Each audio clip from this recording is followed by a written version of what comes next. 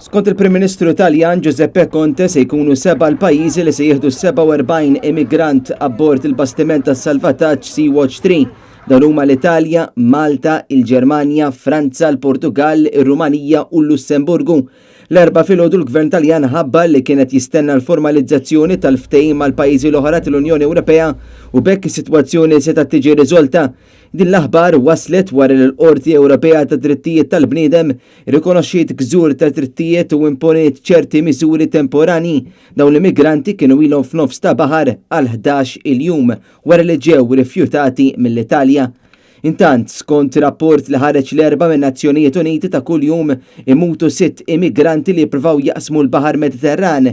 Kienu aktar minn 2000 persuna li mietu tul il-vjaġġ mit-tramuntana tal-Afrika lejn il-kosta tal-Ewropa fil-Mediterran bl-ola rata ta' mwiet tkun reġistrata tul ir-rotta diretta lejn Spanja. Hawn iċ-ċifra ta' mwiet kienet ta' aktar minn 4 darbiet minn dik li kienet fl-2017.